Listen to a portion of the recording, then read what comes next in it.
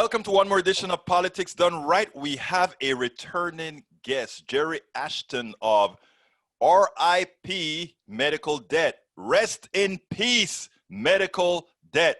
How are you doing, Jerry? If I were doing any better, I'd be against the law. Thank you.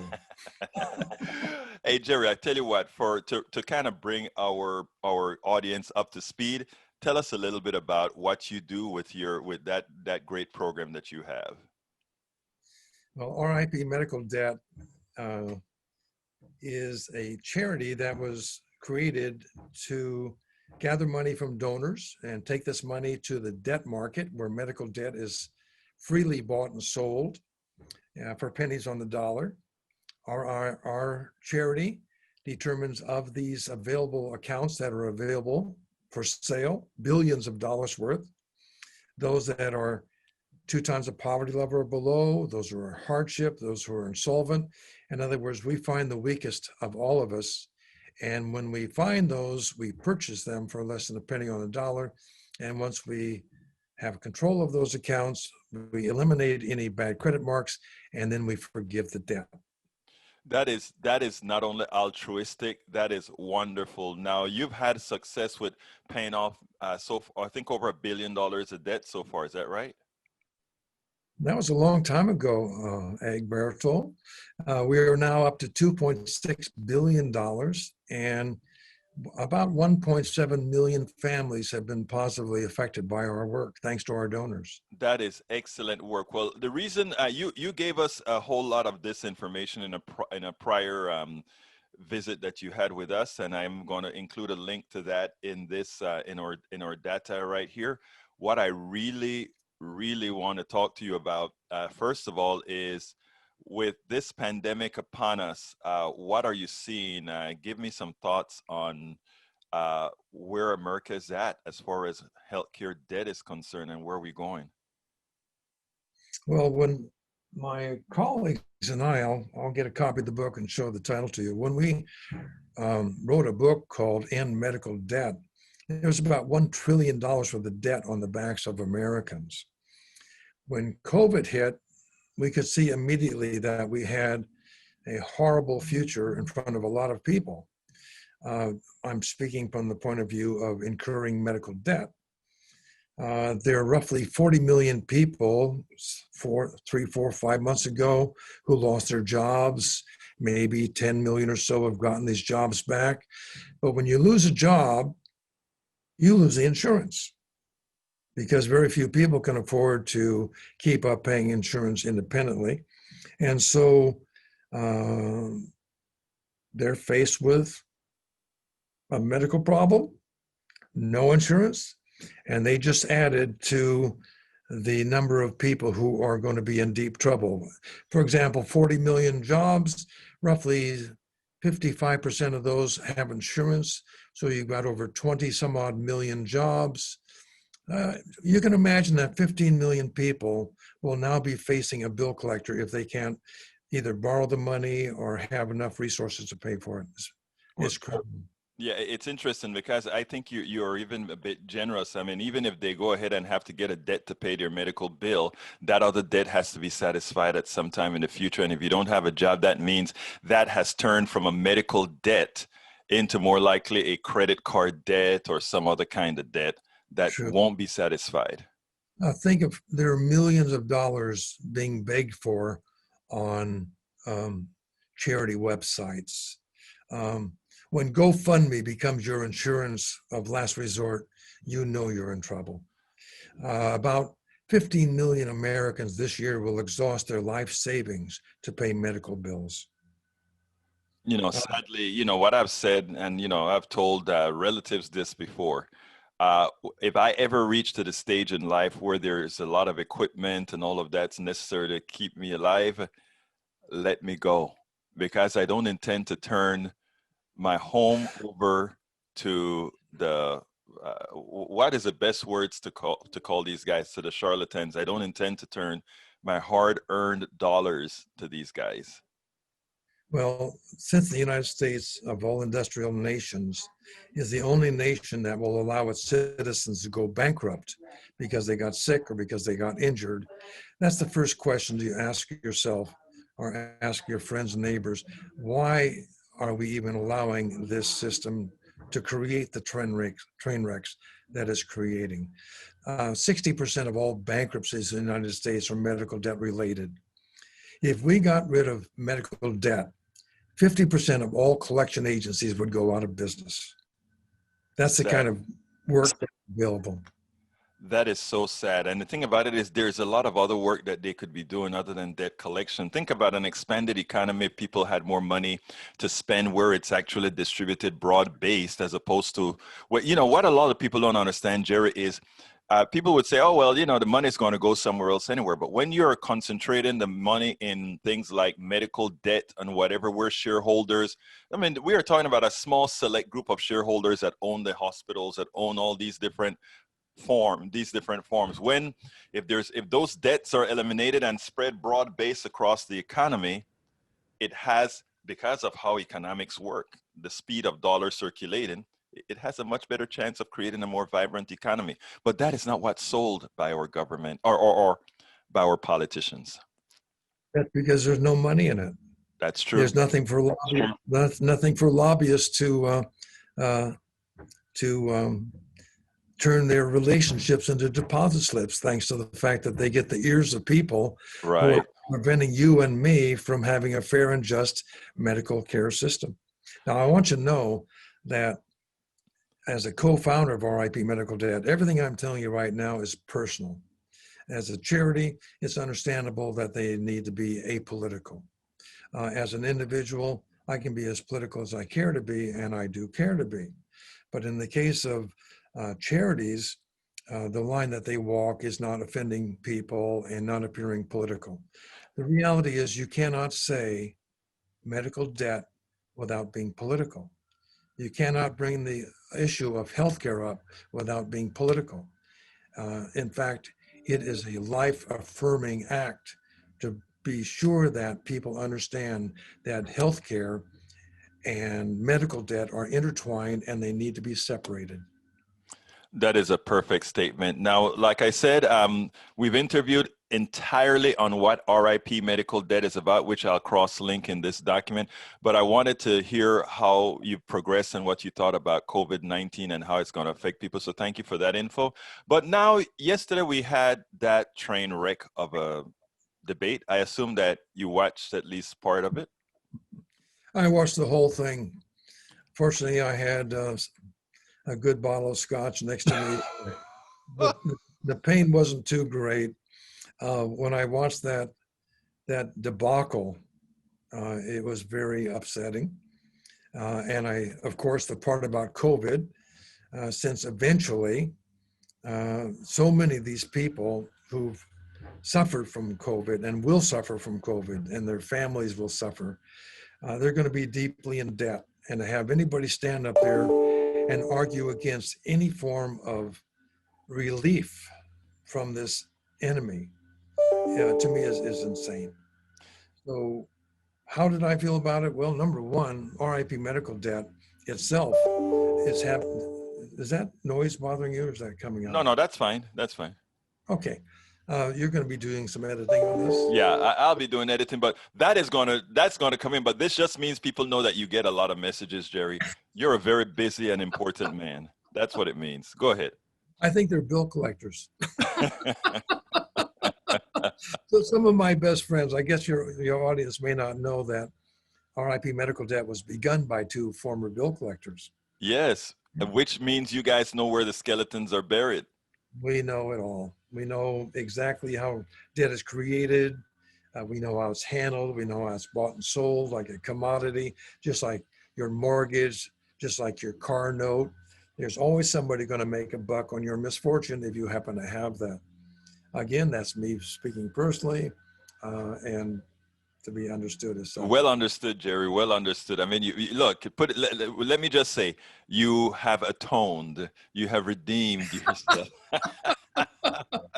If there's a right hand that can be sat at, certainly I've I've redeemed myself. You've redeemed yourself, sir. And my fellow You're co-founder, co Craig, you're complicit, yes. yeah, my accomplice in this, Craig Antico, who grew up in a collection agency family, by the way. Oh wow. It was in his genetic structure, which Wow. he managed to shed that just as I did mine.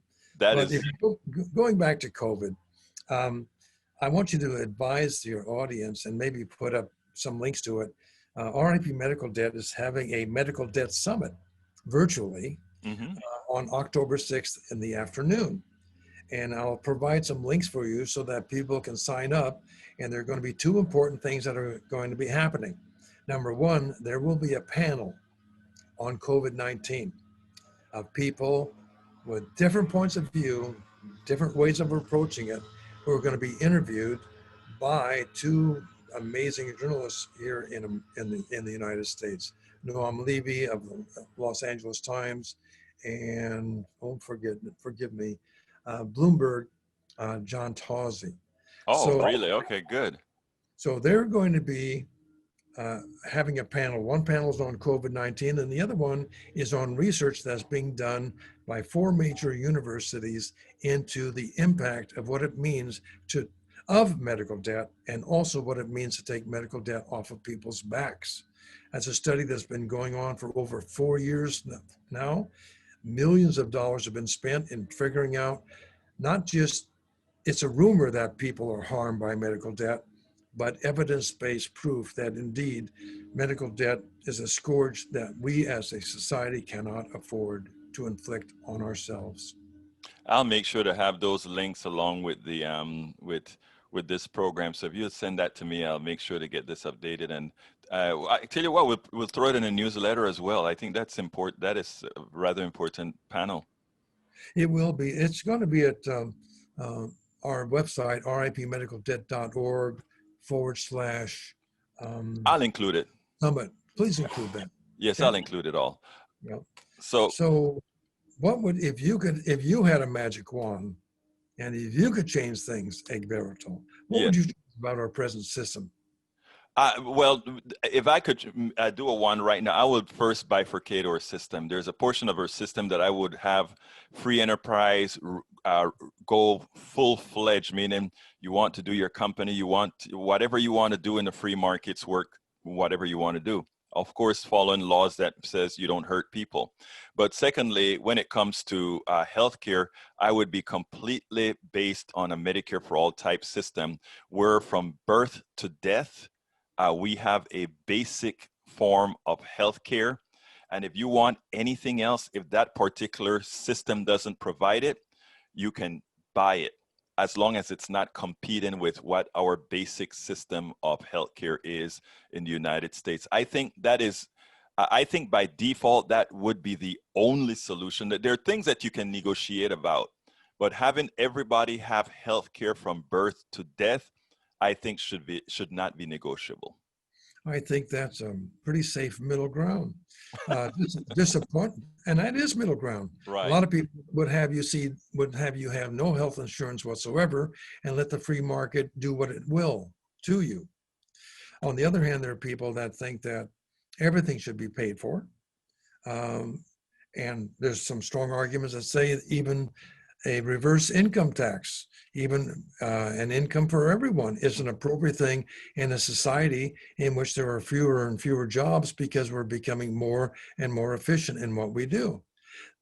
Our country is a national resource. Our minds are a national resource. And as such, the resource should be mined for the benefit of everybody and not just the few. So if you take a look at back in the days of when I was participating in Occupy Wall Street, the complaint then in 2011 about the bankers and the disaster that came about, they got bailed out, we got sold out. I don't see anything any different 9 years later than what's going on in this society. However, more and more people are waking up. More and more people saying enough is enough. I cannot. The dog whistles. I'm sick and tired of lefties. I'm sick and tired of people that have to be identified either by color or sex in order to make them wrong, in order to make them less than. So this is a society which is evolving, and more people are realizing that just putting on a label on somebody, number one, isn't helpful. And number two, it's not even going to further the conversation and what you'd like to see happen, unless, of course, you happen to be a proud boy. That might be different. Who knows? Well, I was told last night to stand back and stand aside, or so. I not quite sure. I wouldn't put you in that category, my brother. But let me tell you something, Jerry.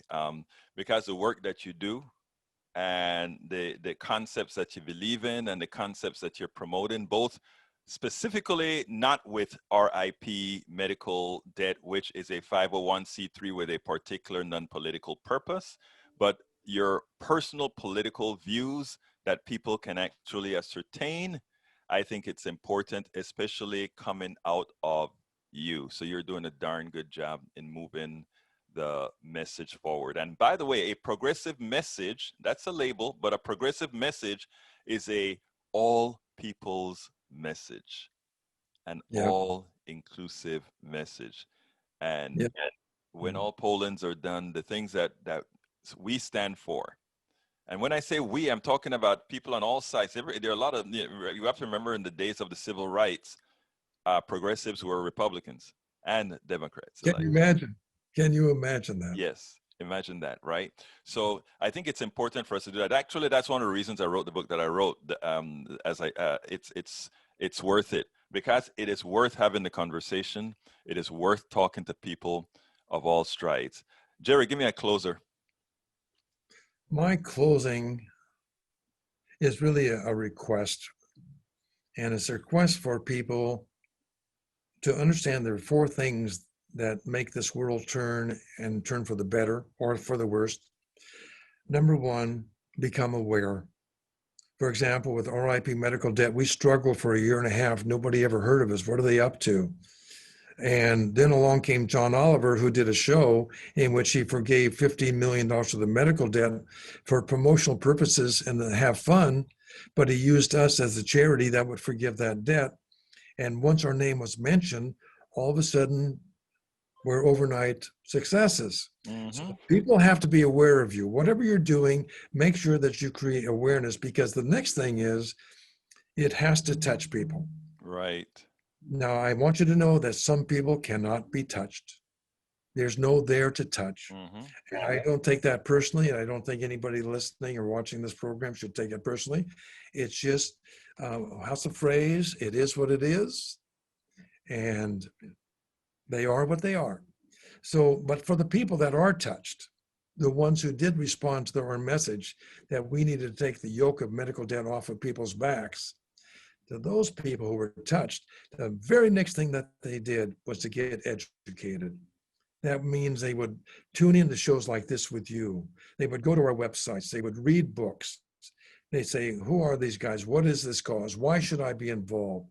And once people get educated, and I want to compliment you for your role in saying that people are educated equally to see viewpoints that embrace the possibilities of all sides. Once people get educated, the next logical thing is action. Now, in our case, that action is forgiving medical debt, and donors help us do that. The action that I would like to see people take out there is to get rid of the cause of medical debt to begin with. And much to echo you, Egberto, I don't care what business you're in. I don't care how much money you're making, as long as you're not doing harm and as long as it ends up in there being no medical debt. Jerry Ashton, co-founder of RIP Medical Debt. Let me tell you, Jerry, I've always been impressed with you. Thank you so kindly for all that you do. And thank you for once again being on Politics Done Right. Thank you, Egberto. We spend a lot of time deconstructing the news, trying to parse it into a form that everybody can understand. We try to find those little nitpicks where it flies above the fray, etc. If you really like these videos that we do, I want to ask a big favor. Please go ahead. Number one, subscribe to our channel, and number two, please join if you can. Thank you so kindly for watching. Keep watching. Please remember to share. We must populate the entire internet with our progressive message, a message that we know is what most Americans say that they want. So help us, please join.